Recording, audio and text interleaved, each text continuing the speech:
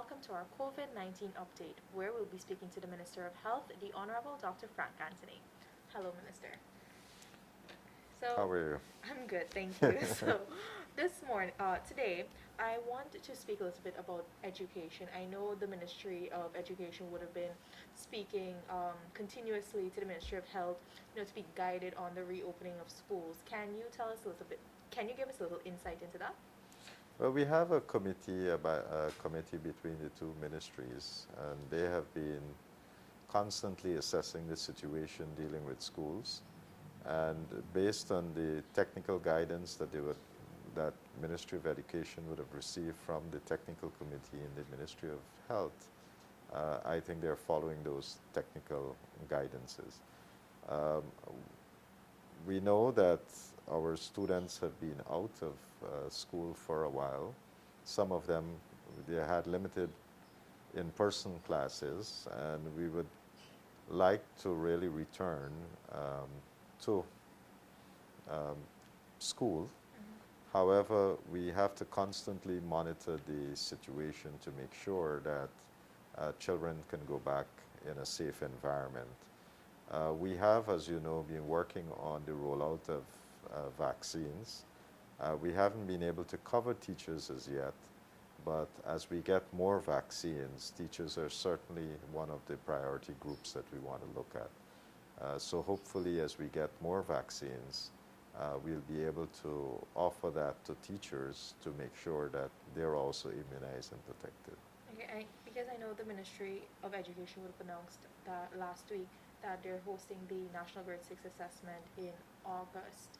Um, have there been any talks as to what measures would be put in place to ensure the students and teachers would be safe to administer these exams? Well, the Ministry of Education has a good track record in following the COVID-19 guidelines. And I'm absolutely certain that in preparing for these exams that they would be able to put those guidelines in place.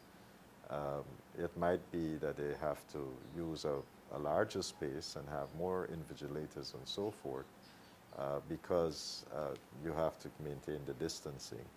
But I'm very confident that they would be putting those guidelines in place. Okay, thank you so much for that, Minister. Now, I want to get an update on the parliamentarians that would have taken the vaccine. Can you give us an update on that? So we've extended the vaccine to our parliamentarians. As you know, we have 65 parliamentarians. We have some parliamentary secretaries as well. And we have spoken to the Speaker about this, and we are rolling out the vaccines to parliamentarians. This, I think, it's important, and I think for the population too to see that the national leaders are receiving their vaccine, and that can help to instill confidence in the population to get theirs as well. So, Minister, I have to ask, we would have seen in sections of the media last week that it was reported you are hesitant to take this vaccine. Can you clarify this? Well, I'm not sure how people arrive at that conclusion that I'm hesitant. I think I was very clear in what I said, that I would prefer to see persons who are older getting their vaccines, because from the epidemiological profile, we've seen that older persons, 60 years and above, are really more at risk, or persons with comorbidities. I am not in that category, and while I'll be interacting with the public, I guess I'm not so much at risk as other categories of healthcare professionals, because for some other healthcare professionals, they're constantly interacting with the public, and they have, because of that frequency, they have many more opportunities of getting infected with COVID-19. So that's why I've said that I prefer the frontline healthcare workers to first receive their vaccines, and older people to receive their vaccines, and I'll get mine in due course. That I cannot see how that can be interpreted as hesitancy. I'm not afraid of getting a vaccine, and I am very confident because I've reviewed the data for all of the vaccines that are currently available, and I know that these vaccines work. And I've been constantly explaining rationale why we should use vaccines, the types of vaccines that are available. I've spent so much time going through the characteristics of these vaccines that I'm very well aware of all the benefits of the vaccines. So I continue to promote it, and at the appropriate time, I will get my shot as well. Okay, thank you for that, Minister. Now, before we go, I have to ask, are we currently monitoring any specific community for spikes?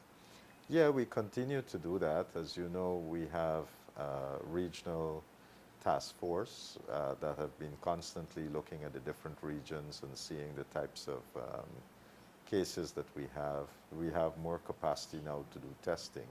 So we have been constantly checking these things, adding them up, and seeing how many cases we have per region. So that continues. And we have been monitoring our active cases across the country. So we haven't had major spikes so far, but we still have cases across the country. I am optimistic that as we get vaccines further out and rolled out, that we'll start seeing a drop in the cases, but we have to immunize more people before we really see the full effect of that. Okay, thank you so much for that, Minister, and thank you for your time today. This has been DPI's COVID-19 update. For more information, visit our website, dpi.gov.gy, or our social media platforms.